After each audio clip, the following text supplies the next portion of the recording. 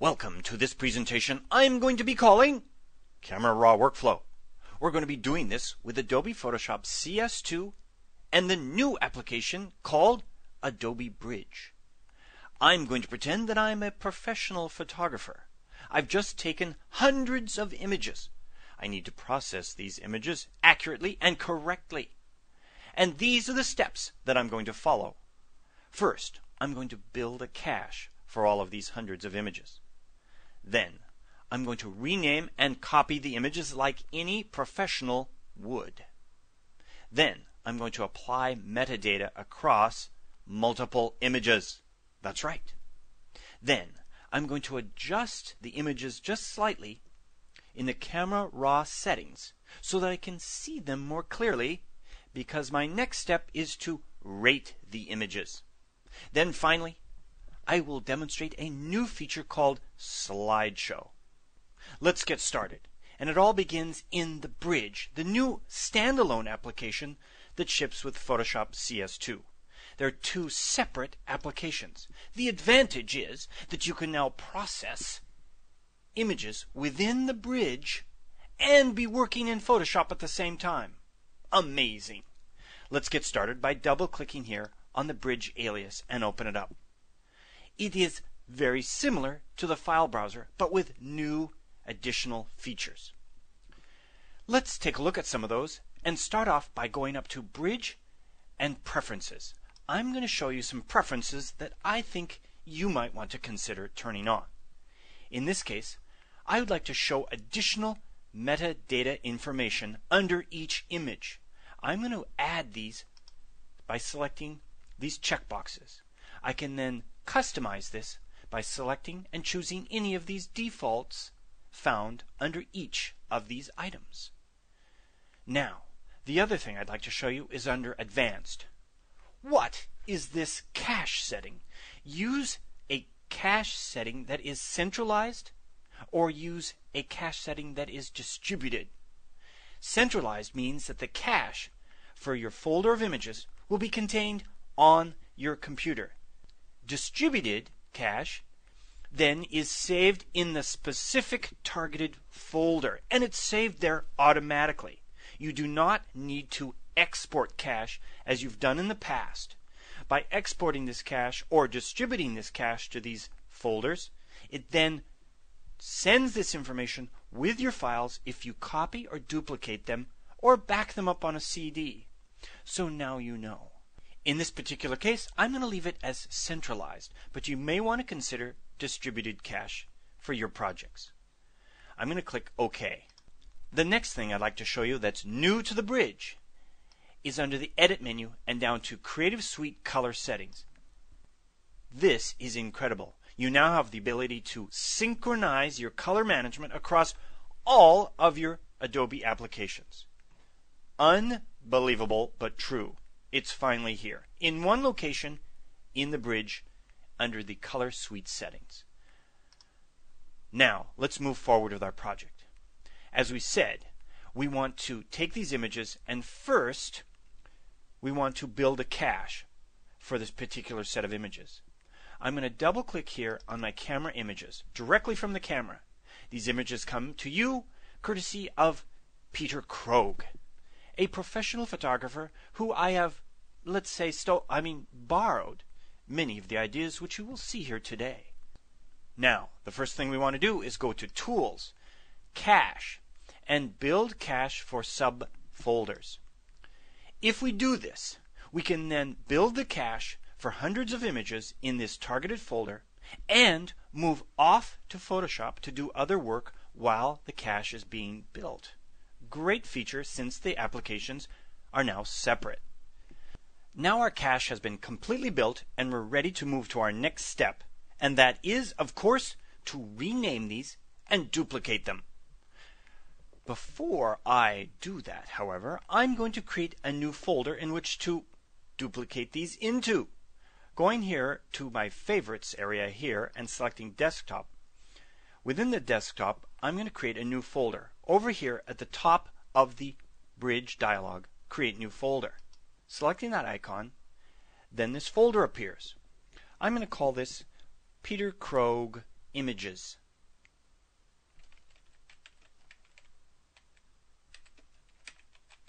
Just like that. And then click Enter. Now I've created a folder that's both inside the bridge and also appears on my desktop. Now let's go back to our camera images, double clicking on that folder here, and then let's select all of these images. Selecting this first image, then doing a Command A on the Macintosh or a Control A on the PC, I can select all of them like that. Then moving up to Tools, Batch Rename. Now, as you can see from this dialog, I have filled in some of these features earlier. Let's go through these one by one. To begin with, we're going to copy to another folder here at the top. I'm going to select the Browse button now and select the Peter Krogh images here. Then select Choose. So this is my destination. Now, from the New Files area, you can see that I have 4 different fields that I've selected. In this first field, I selected text and entered in Krogh with an underscore. I then followed that by moving over here and selecting the plus sign to add additional fields. In this case, the second field is date, today's date, and the format of today's date. The next one is another text field. Notice that I've simply placed an underscore in here, and as you can see down here, it helps divide the date from my unique sequence of numbers. And the final one, of course, is this sequence of numbers. I'm starting with 4000, and I've selected a 4-digit sequence. The combination of the date and the sequence will make for a unique name for each of my files. Now, professionals tell me, down here in the options, that you can select Preserve Current File Name in XMP Metadata so that you can refer back to this information in case you ever needed to look up the actual real name of this file as it was saved into the file from the camera. Let's move forward by clicking Rename. It is now going to begin to process all of these images, moving them to the folder and renaming them. So here we are back in the bridge. I'm going to go up here and select the bridge and keep the processing happening in the background. I'm going to move up here to Edit and deselect all of them easily and simply like that. Let's now locate the Peter Krogh images folder and see if our images have been transferred. Back to my desktop, over to the Peter Krogh images to reveal them just like this. And here they are. If I select one, we can see that it's been renamed with a unique identity. Now, our next step is to add metadata. Let's shift over to another view here within the bridge that would make editing metadata easier. Up here from the Windows menu and Workspace, I'm going to select Metadata Focus here. It's going to reshift things around so that I now can see the metadata for each of these images. Now in this case, the IPTC core information is empty. Nothing's been applied yet. You know, of course, that I could select all of my images, Command A or Control A, then move into these fields, targeting Creator, for example, and typing in Peter Krogh. And then it would be applied to all of these images. That's one way of going in and applying metadata across multiple images. It's a great technique. But I have another technique I'd like to show you. I'm going to cancel from this here at the base by selecting this button. Then I want to show you a technique, but it involves using Photoshop. How do we switch from the bridge to Photoshop? The easiest method is here from within Favorites. I click on Adobe Photoshop CS2. It then brings Photoshop to the foreground. I can toggle back and forth between both programs with a quick keyboard shortcut. On the Macintosh, it's the Shift, Command key, and the O key.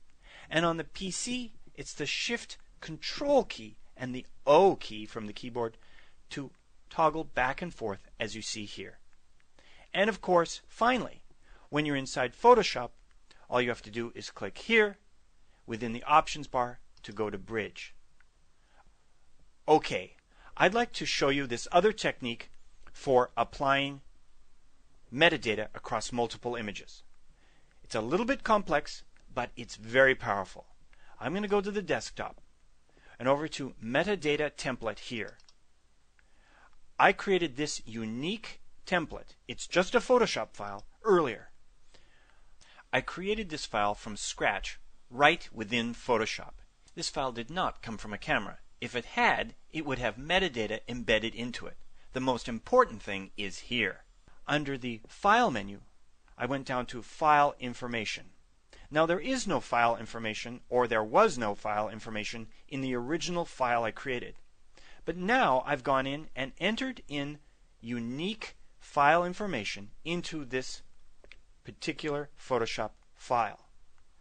This would be information that I could apply to all of the images that come through this particular photographer's studio. This is standard information. Author title, copyright information, and other important information which is unique to all the images coming through this studio. We then move over here to this flyout arrow and we select Save Metadata Template. It's that simple. You enter the information in, then you save it. By selecting this, we can give it an identity. Let's call this Peter Krogh Template. And save. Where did it save it? It saved it into the correct location. We don't need to worry about it. All we need to do now is click OK and go back to Bridge. Let's close this file now. We no longer need it. I simply made this file in order to create that template. Let's close that. Toggle back here from the options bar back to Bridge. Then let's go to Desktop and let's take a look at our Peter Krogh images. The images that we've renamed and transferred into this folder. Now, as we said, we're going to simply and easily apply metadata across all of these from the standard template. I'm going to select the first one, then move up to Edit, select all.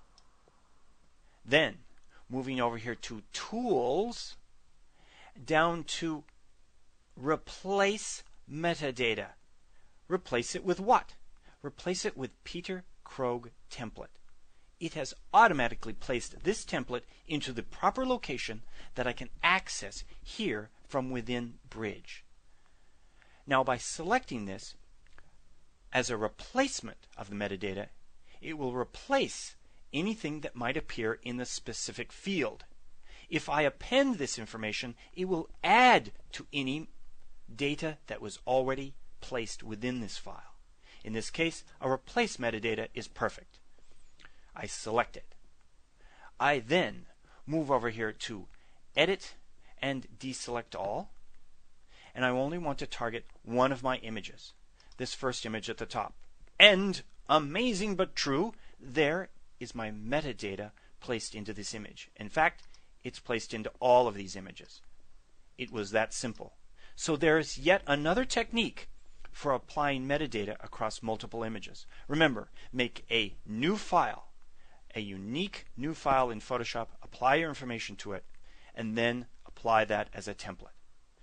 Our next step is to make a little bit of correction to these images so that we can go through and rate them. All of these images are a little bit dark, so I want to do a quick camera raw adjustment to all of them and apply it to each one of them. Let's start up here with this first image again. I'm going to double click on this image, but wait! If I double click on this image, it will open this image in the camera raw dialog from within Photoshop.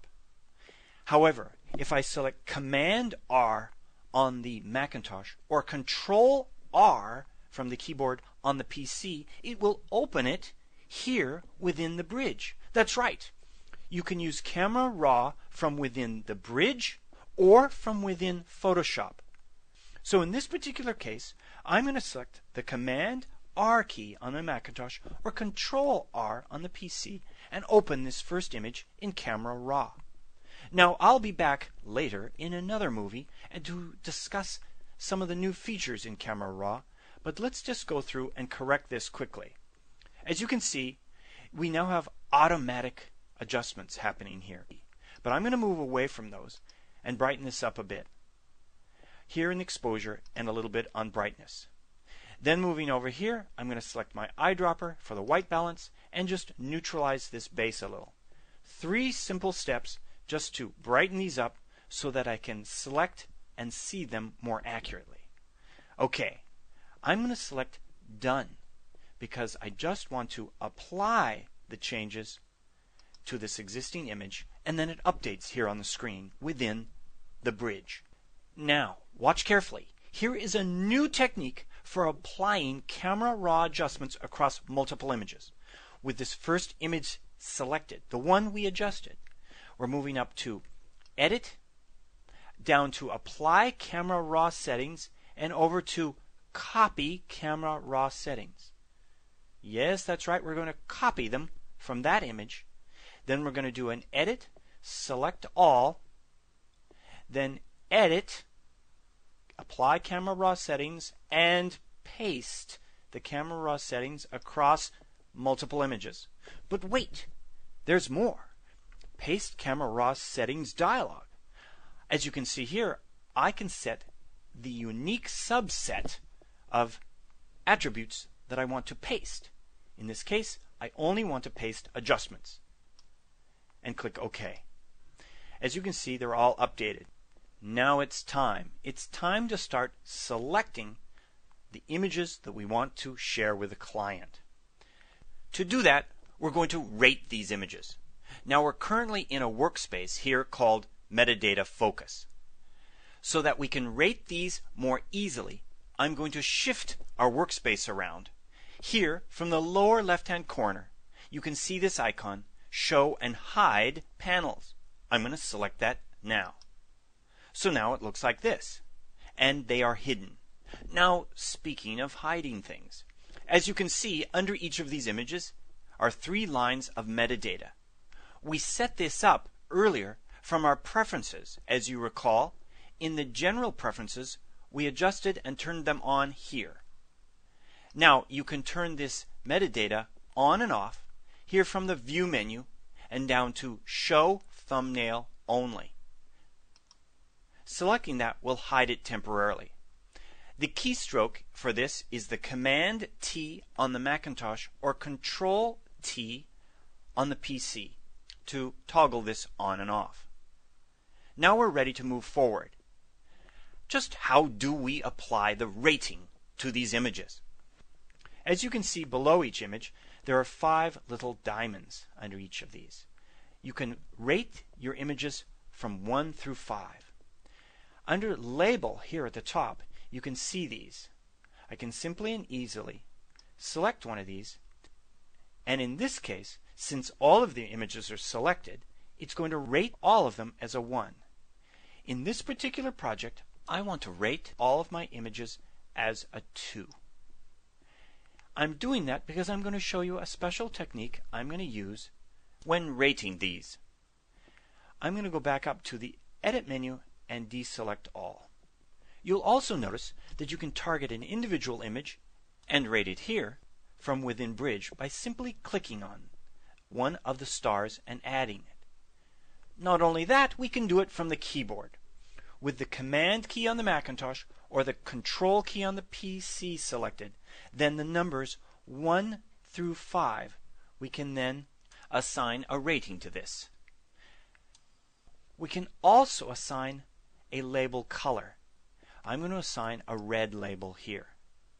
So we have yet another level of rating these. In this case, I'm not going to use the colored labels. I'm just going to use stars. And I'm going to set this back to just 2 stars. And I'll show you why next. Because now I want to go into yet another view to help me select these. Moving down here to the base, I'm going to target this icon, Film Strip View. Just like this. I can see a large image as well as the smaller images with the stars. I'm going to slide this slider over here at the base to adjust the size of my small thumbnails at the bottom and also give me a little bit larger image at the top. As you can see now, with this first one selected, I can move through these with my arrow key to the right here to see these images. Now here comes the Russell Brown technique. Yes, you've seen it here first. With all of these selected with 2 stars, I'm going to move up here to Unfiltered here from the top of the Bridge dialog, and I'm going to select Show 2 or more stars. So, if something is less than 2 stars, it will vanish, but not be thrown away. It will just not be in this set. So if I start from the beginning, I can start to deselect these. Watch this. If this is not one of my selected images, I can now hit the Command and 1 key on the Macintosh, or the Control and the 1 key on the PC, and watch what happens to that image. The image has been set to a single star, and as you recall, we're filtering for 2 stars or more. So it's gone away. So I can simply and easily go through this and hit the Command key or Control key combination as I see these images and they drop out of the set. It's a simple and easy way to start to edit and make a first pass at these images. Let's take a look at yet another technique that helps you isolate the photos that you want to keep. So this time I'm going to go over here to the lower right hand corner and readjust the size of this. Now earlier, before I started recording this movie, I created a special workspace and I called it Compare Images Space. Watch what happens when I select this. It then readjusts this image and positions it over to the left. All of that was saved when I saved the workspace. Now, I'm going to go over here and I'm going to create a new view of this under New Window under the File menu, Command N or Control N. This is the beauty of working with Adobe Bridge. You can now have 2 views of the same set of images. I simply and easily move this over. Well, in fact, I have also saved positioning for this one. Workspace, Compare Images, Right. So it's going to reposition that exactly within my screen space. So I'm now accessing the same folder of images, but from 2 different viewing windows.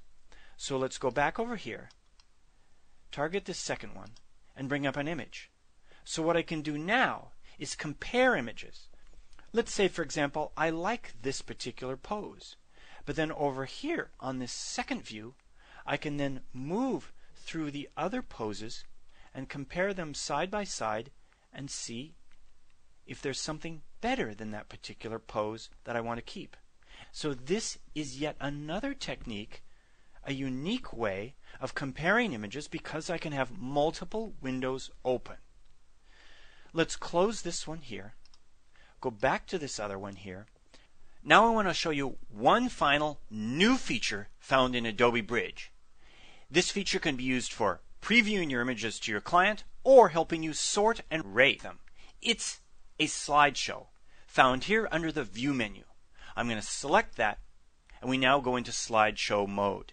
If I select the H key now, I can see all of the slideshow commands available to me. I'm going to select the H key again, and I'm going to use the right arrow to move forward and the left arrow to go backward to preview these images. And I can also start the slideshow with the space bar key. It's moving a little too fast. To slow this down, I'm going to select the S key from the keyboard and change the number of seconds between each slide. Each time I select the S key from the keyboard, it increases it by 1 second. To go the opposite way and decrease the number of seconds between each slide, I hold down the Shift key and the S key again, and I can go back down and increase the speed. Selecting the Escape key will get us out of the slideshow and back here to Adobe Bridge. So that's it. You're all done. You've taken a series of Camera Raw images and we brought them through Adobe Bridge to sort them and prepare them for our client. Be sure and take a look at my next movie, where I'll take you through some of the new features found in Adobe Camera Raw. I'll also delve into the new feature called Image Processor, which allows us to process large groups of images quickly and easily. Take a look for that movie. It's called Working with Adobe Camera Raw.